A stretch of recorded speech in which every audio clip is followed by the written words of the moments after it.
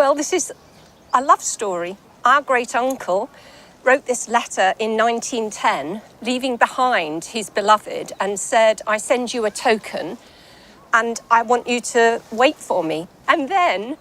The Tsimshian are one of the oldest continuous cultures on the Pacific northwest coast of British Columbia. By the late 18th century, their territory sat at the center of the maritime fur trade. Russian, Spanish, and British ships were all working the coast for sea otter pelts, and the metalwork on view here is part of what that contact produced. The geometric carving wrapping the blade is what specialists call formline, the same ovoid and U shapes that Tsimshian carry over into their painted boxes and their dancing regalia. Their earth, and our great-uncle was involved in developing the town, so it's a source of great pride for us. Yeah.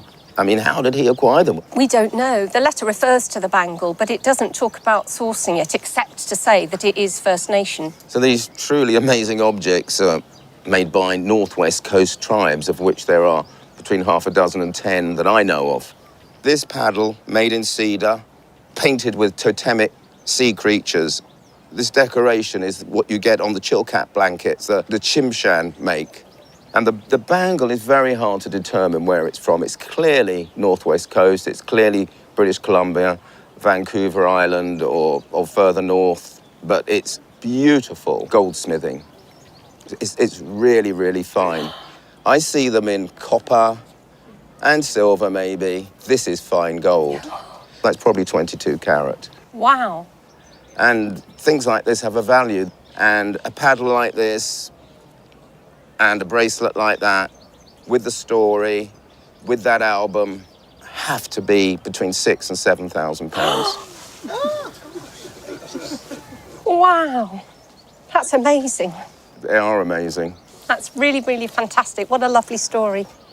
Prince Rupert, the town the owner's great-uncle helped lay out, was incorporated in March 1910, the same year the love letter mentioned at the start was written. Major Northwest Coast collections live at the Royal British Columbia Museum in Victoria and at the University of British Columbia's Museum of Anthropology in Vancouver, both built largely from family donations like this one. Exquisite about anything. I think I'd use it for this. It's very small, concentrated, and extremely beautiful. Tell me about it. It came from my grandmother, my maternal grandmother, who was raised in Ireland. And it came to me because my mother, when she died about 8-9 years ago, there were a whole lot of artifacts from my grandmother which she wanted. Objects like this miniature almanac belong to a Georgian and early-Victorian collecting category called objets de vertu literally objects of virtue, meaning skill, not morality. The phrase covered any small precious thing made for cabinet display rather than daily use: gold snuff boxes, jeweled scent flasks, vinaigrettes, watch chatelaines.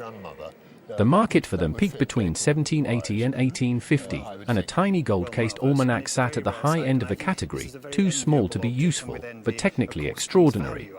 About its contents. Well, it's got this little paper almanac inside, hasn't it? Yes, full of all kinds of interesting facts, and it's a very sweet engraving of a view of London at this time. And there are the phases of the sun and the moon, aren't there? Yes, and yes. There are lists of the Lord Mayor of London and lists of Kings the and Queens. Kings and Queens, and the senior dignitaries of Queen Victoria's court. Her absolute favourite, Lord Melbourne, is mentioned top of the list. Weights for stamps. Very conveniently, it's dated 1840, and I'm sure the goldsmith's work is exactly from that period. It's very interesting to me, actually, because had we not that external evidence, I might just have been, for a while, thinking along the lines that this could be a piece of 18th century English goldsmith's work. Right. It's very much in the manner of a goldsmith called Strahan, working in London in the second half of the 18th century. And I think in a strange way, this is an 18th century revival. 1840 is certainly in the reign of Queen Victoria. In fact, it was the year that she was married. And so this is an early Victorian piece of London goldsmith. The 1840 date is precise because the printed almanac inside fixes the year.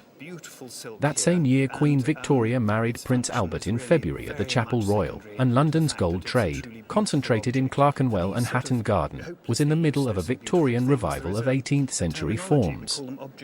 The piece is signed indirectly. The case style traces back to the workshop of Augustin Le Sage, a Huguenot goldsmith working in London in the second half of the 1700s, whose mannerisms the unknown 1840 maker is consciously copying. And I would bid, my goodness, what would I bid? I'd bid £5,000, £6,000. Good gracious. And I might even go one more at 7. I think it's a completely marvellous thing. This video is brought to you by Velco, the antique identifier app. Snap a photo of any item and Velco gives you an instant identification and a value estimate from its database of millions of antiques and collectibles. Available free on the App Store and Google Play. Now back to the appraisals. Upset if I told you that this was a souvenir. Would that It might well be. I don't know where it came from. It was just sitting in the bank, really. I don't know where it came from at all. How amazing. Well, originally it came from Rome, and it's the sort of object that would have been brought. The Grand Tour funneled British aristocrats to Rome from the late 17th century onwards, and by 1820 a cluster of micromosaic workshops sat just north of the Piazza di Spagna, in the artists' quarter around the Via del Babuino. The famous names of the trade, Giacomo Raffaelli, Antonio Aguati, Michelangelo Barbari, were all working within a few streets of each other. Geneva supplied the gold case, Rome supplied the mosaic. The British tourist took both home in one pocket. The mosaics of ancient Rome, the Byzantine mosaics, the Roman mosaics, that such a man would go to visit. And so he might well have brought this back to a member of his family who had not had the pleasure of visiting Rome with him. But this is quite a lavish thing. There's quite a lot of plate powder in. The mosaic itself is the expensive component. A really fine signed Roman micromosaic snuff box from the 1820s, the kind of piece that Tsar's ambassador or a Rothschild commissioned, could cost the buyer more than a working tradesman's annual wage. The Gilbert collection at the V&A, which is the largest public holding of European micromosaics in the world, includes around 250 of these miniature objects, almost all of them snuff boxes, brooches and plaques of exactly this Grand Tour type. And so, goodness, what shall we say? £15,000. Gracious. Whoa. I think I'd better go back in the bank. So, perhaps I'll go with it. Brilliant. Absolutely. We certainly shouldn't be using this waste paper. Well, I should find another use. Put a few plates in just to remind you what they're for. Exactly. And then we have this lovely. extraordinary wassail bowl, which is made of one of the most dense timbers known, which is Lignum Vitae. Lignum Vitae is the densest commercial timber on Earth. It actually sinks in water, and the Royal Navy used it for ships' propeller shaft bearings right through to the nuclear submarine era because the resin in the wood is self-lubricating. Wassail bowls of this scale were Christmas vessels, filled with hot spiced ale and passed between guests. The Victoria and Albert Museum's example, with its original cup spikes still in place, is the closest comparable. This one belongs in the same conversation. With a spike on. And I suppose 1640 this was made. Really? Yeah. Very early. Yes. Where does this live, by the way? This lives by Sir Robert Walpole's desk in the library. Doesn't have any purpose. It sits there. Don't sort of throw anything into this, eh? No, although I suppose with a lid. But it stands on the floor. But really, it should be exhibited. This, in today's market, could easily make £25,000. Really? Yes. The asterisk filato asterisk technique, drawing molten glass into hair-thin filaments and snipping them into tesserae small enough to fit a sewing needle, was perfected inside the Vatican Mosaic Studio in the early 18th century.